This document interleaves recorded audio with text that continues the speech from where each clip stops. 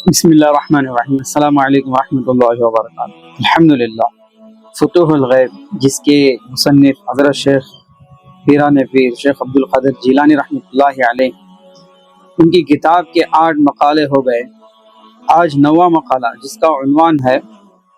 اللہ تعالیٰ کی صفات جلالی و جمالی۔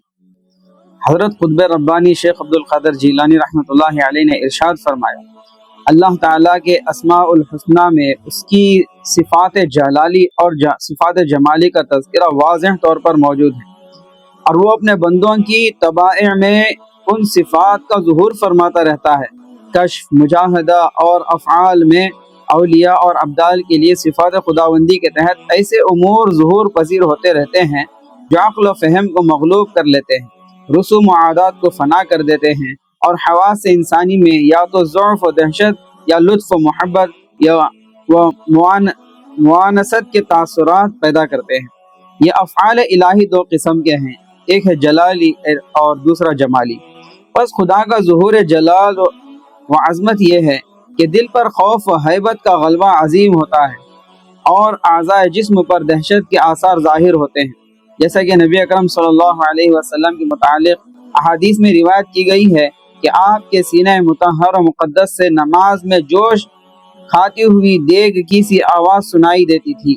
اس لیے کہ وَاعْبُدْ رَبَّكَ كَأَنَّكَ تَرَاهُ کے مصداق آپ صلی اللہ علیہ وسلم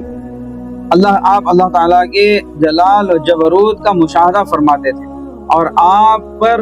اس کی عظمت و ہیبت کا انکشاف ہوتا تھا۔ اسی طرح حضرت موسیٰ علیہ السلام کا جلال بھی مشہور ہے کہ حفظ توحید اور غیرت دینی کے جذبے سے اپنے بھائی ہارون کو داڑھی سے پکڑ کر مارا، اور یہ ان کا معمول و مزاج تھا جس پر قرآن شاہد ہے۔ ایسا ہی جلال و جبروت حضرت خلیل اللہ علیہ السلام اور حضرت عمر فاروق رضی اللہ تعالیٰ عنہ کے حالات میں منقول ہے، جو اپنی ذات کے لیے نہیں بلکہ ہمیشہ غیرت حق اور حفظ توحید کے تحت ہوا کرتا تھا۔ لیکن مشاہدہ جمالی کیا ہے؟ دلوں اور مزاجوں میں خدا کی صفات رحمت، رحم و کرم، بخشش و عنایت، لطف و محبت، عفو و درگزر اور بذل و سخا کا ظہور ہے، جو قرب خداوندی اور بشارتوں کے ساتھ بندے پر تجلی پذیر ہوتا ہے۔ اللہ تعالیٰ کی صفات جمالی کا عظیم ترین مظہر حضرت صلی اللہ علیہ وسلم کی مقدس ہستی تھی کہ ہمیشہ ہر برائی کرنے والے سے بھلائی کرتے رہتے، ہر ایذا دینے والے کو راحت پہنچائی، ہر بدخواہ و بدگو سے محبت و مودت کا سلوک رکھا، اور انتہا یہ ہے کہ فتح مکہ کے وقت اپنے بدترین دشمنوں کو لا تثریب علیکم اليوم کہہ کر نہایت فراخ دلی سے معاف فرما دیا۔ حضرت صلی اللہ علیہ وسلم کی یہ صفت جمالی اور خلق عظیم امت کے بہت سے اولیاء و ابدال میں بھی بحسن وجوہ ظہور پذیر ہوتا رہتا ہے۔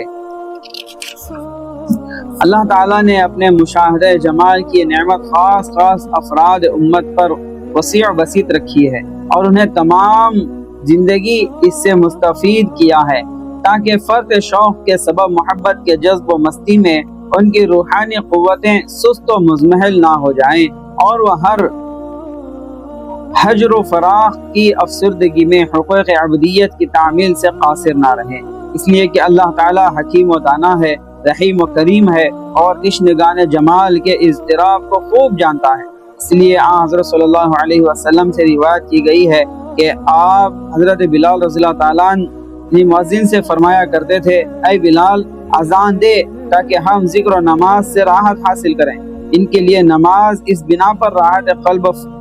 قلب و روح تھی کہ انہی کامل محویت و استغراق میں نماز کے دوران مشاہدہ جمال الہی ہوا کرتا تھا۔ اس لیے حضرت صلی اللہ علیہ وسلم نے فرمایا کہ میری آنکھوں کی ٹھنڈک اور میرے دل کا آرام نماز میں رکھا گیا ہے۔ اللہ تعالیٰ عمل کی توفیق عطا فرمائے، آمین۔